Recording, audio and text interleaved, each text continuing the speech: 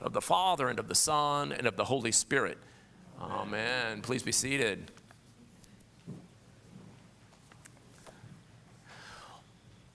Well, what a great day is this, eh? It is a great day. My vocal cords are not quite up to speed yet, but it's what a wonderful day for us.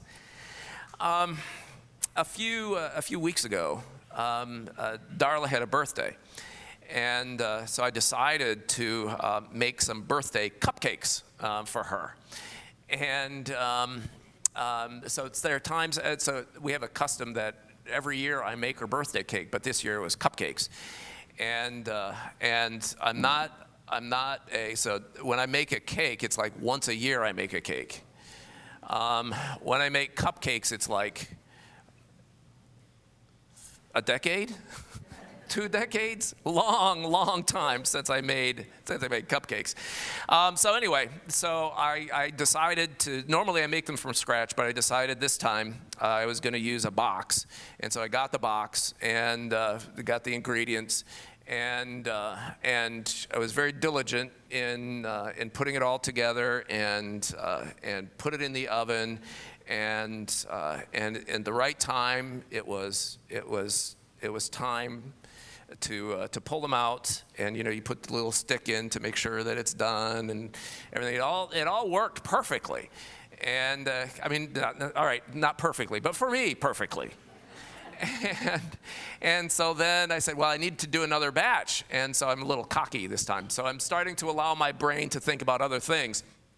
And I put the batter all together, and I begin to pour it into the little cups, and something's just not right. Do you ever have that feeling that something's just not right? But so I pressed on and just went ahead and put it into the little cups, and I put it in the oven, and they baked the required amount of time. And I pulled them out, and something was just not right. I didn't even have to put the little stick in. I knew that I couldn't even salvage them. So I had to dump the entire thing out and start all over again. So do you ever get that sense that something's just not right? Yeah, well, for me, it happens often. But that is a hunch, a feeling that oftentimes we get in our life, in the things that we do, in our relationships. Something is just amiss. Something's missing. Something's just not quite right. So we can, which is oftentimes what I do, we can just kind of say, oh, you're just kidding yourself. Something's just, your imagination's playing with you. And so you can press on. You can say, I'm okay. Everything's okay. Everything's okay. But then eventually you find out that everything's not okay. Right? That what was missing was an essential ingredient in order for everything to be okay. And for cupcakes, it's not a heavy price. You'd run to the grocery store and again.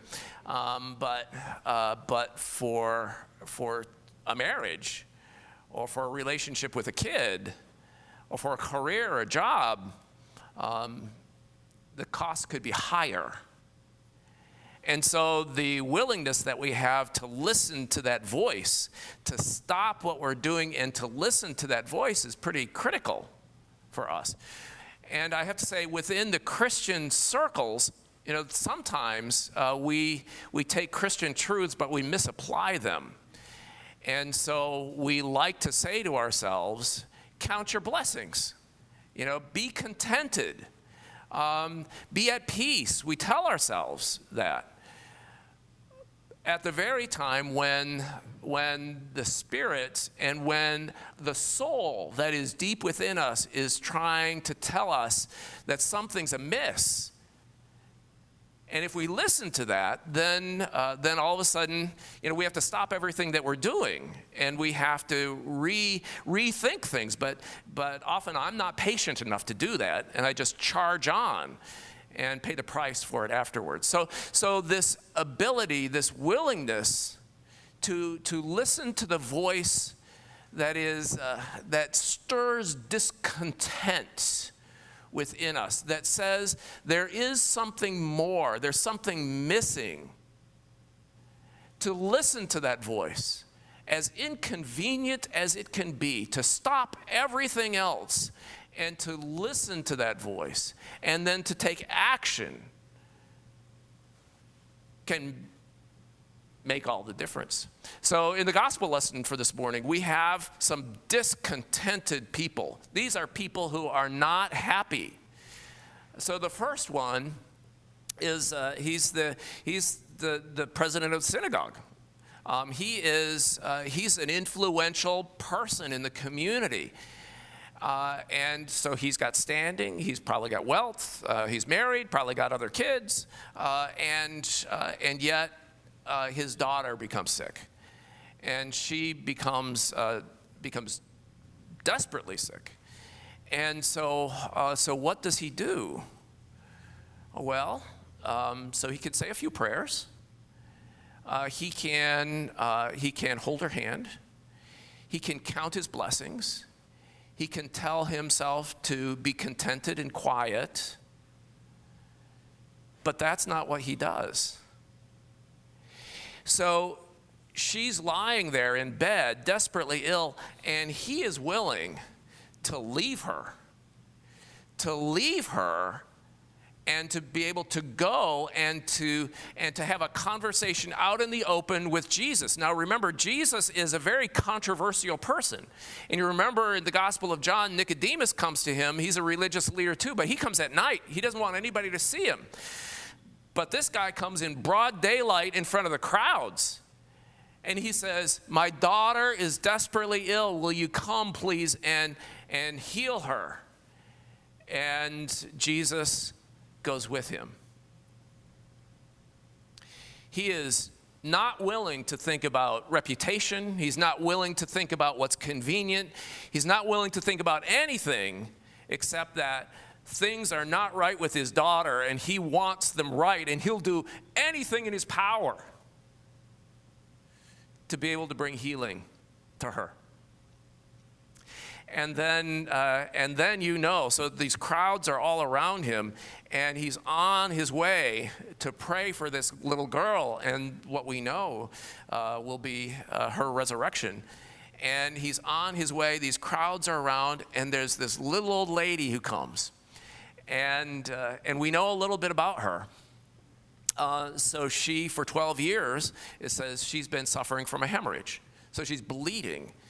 And over those 12 years, she has looked for a cure. And so she's gone to the medical profession, and she's done everything that she could. We're told that she spent all of her resources consulting the doctors, and she's only gotten worse. Now, what could she have done? She could have stayed home. She's got a hemorrhage. And so, for the Jewish community, the hemorrhage is the flow of blood. And anyone who is contaminated by blood they're identified as being unclean. They can't come around other people. And then think about what hygiene was like during their time. So this is in the Middle East, and it's hot, and there's not running water. Cleaning yourself is not easy to do, and so there's an aroma, a stench about her. And so she's been used to not being around people at all. And so what could she have done? She could have done what she's done for a long time. She could have said, well, this is my lot in life. This is as good as it's going to get. I can count my blessings. I can be satisfied and contented. She could do those things. But on this day, that's not what she chooses to do. On this day, she hears about Jesus, and she determines that she is not going to be satisfied where she is, and she is going to go and present herself to him. But I have to say, she's one of the heroes of mine in the New Testament. because she's not going to go to the crowd, in front of the crowd, and say, here I am, where's Jesus? And have everybody look at her. She's not going to do that. She's sneaky. She's my sneaky lady.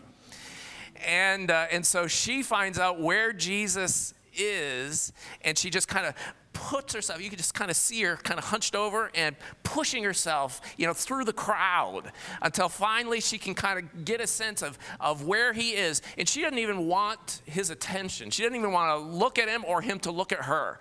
He probably feels like he'll just be appalled if he sees her.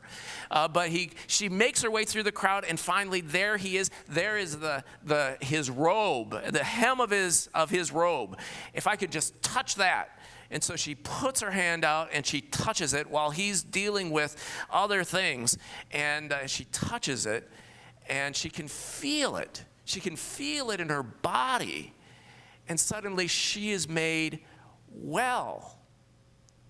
Now Jesus, it's the only time in the Gospels that I can think of where Jesus is, he's aware, it says, that the power has gone out from him. And he doesn't know what's happened. And so he says, who just touched me? And the apostles are saying, are you crazy? I mean, this is like Walmart and Christmas time. People are all over the place. People are bumping into you all the time. How in the world can you say that? But he knows that there's been a transaction that's happened of faith. And so he looks around, and he must have laid eyes on her. And so she just crumbles.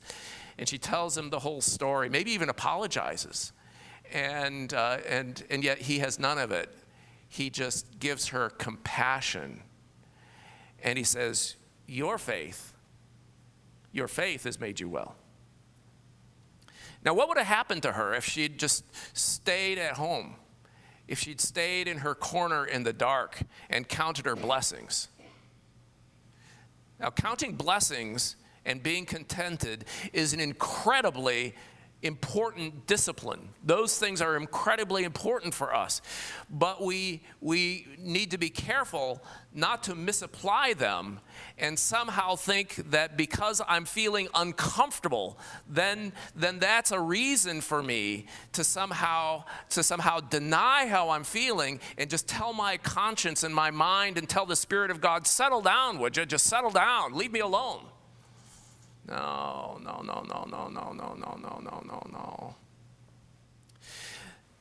To listen to this voice in us. God creates us with a body, with a mind, and with a soul. And the soul speaks to us. But oftentimes in this world, we are so bombarded with other voices clamoring for our attention, places that are wanting for us to capitulate on the basis of fear or social prestige or whatever it is. We're desperate to somehow listen to those voices and not to hear this voice, this nagging sense that something's missing. You're overlooking something. In the history of spiritual discipline, we call that the calling to solitude and silence. To quiet these other voices. To listen to this voice. And the presence of Jesus who's there. And to allow ourselves to feel uncomfortable, discontented, and to allow Jesus to be there as our companion because he's not wanting to afflict us. He's wanting to heal us, to bless us, to take us places, to let us see things, to discover parts of ourselves that we never even knew existed. I love this story.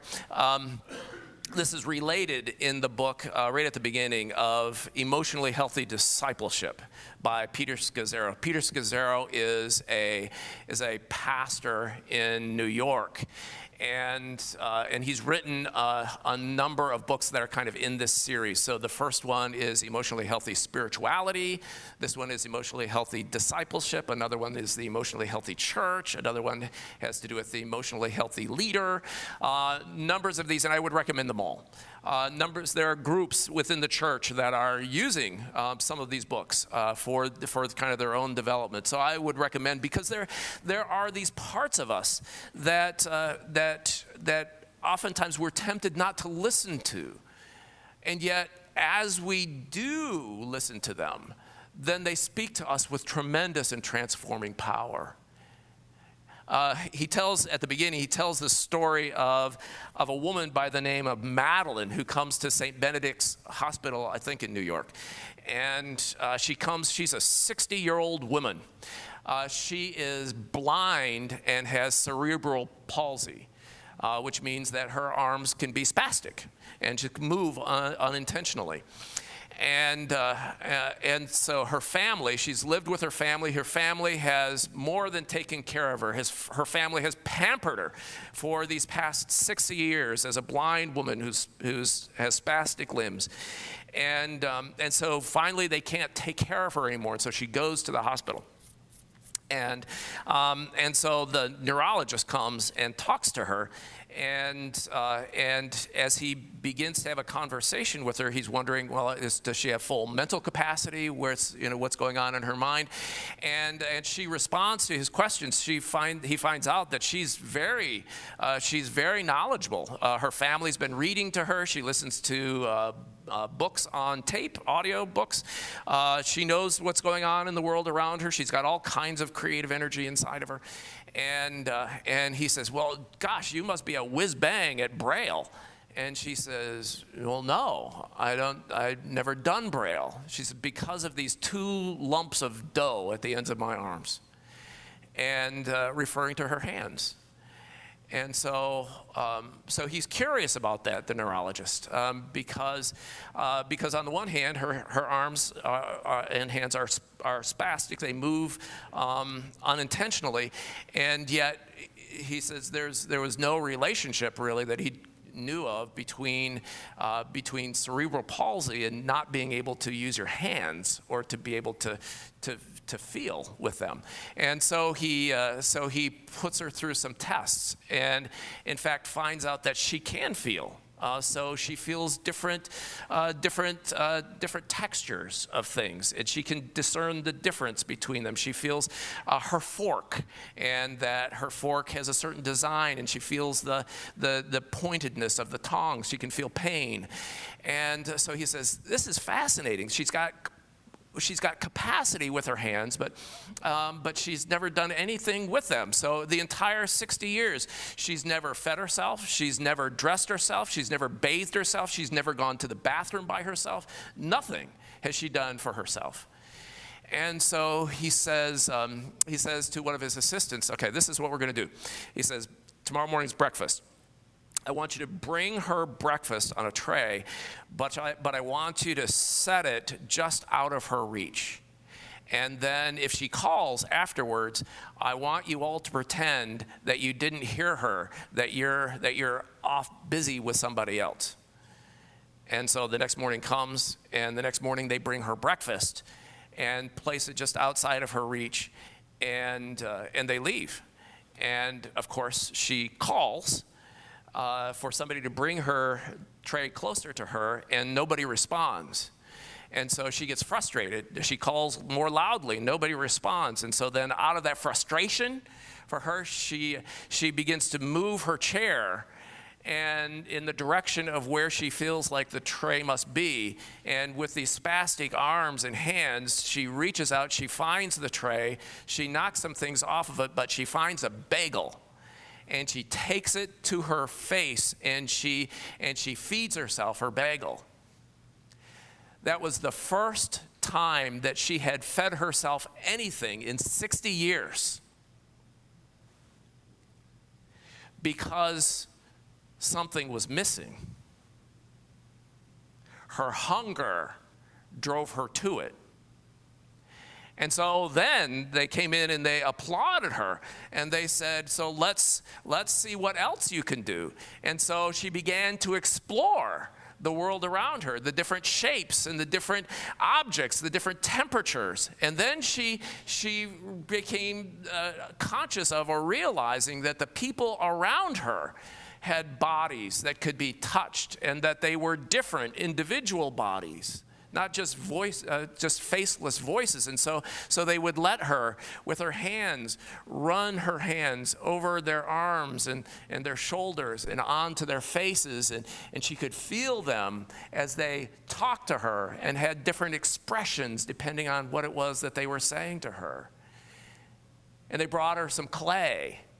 And she began to work the clay and to fashion it into different images. And she eventually became a sculptress. She became what was called the sculptress of St. Benedict's Hospital. So, if you had asked her what was missing, she would probably have said, I need somebody to bring me my damn breakfast. But because of her lack, the Spirit within her motivated her to be able to discover a world that she did not know she did not know.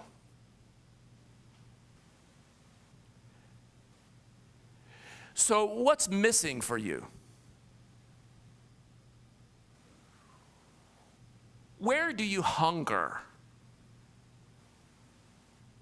What kinds of things, if you just set aside all of the news and all of the chatter of the social community that you're around and all of the distractions that people try to throw at you, if you just set it all aside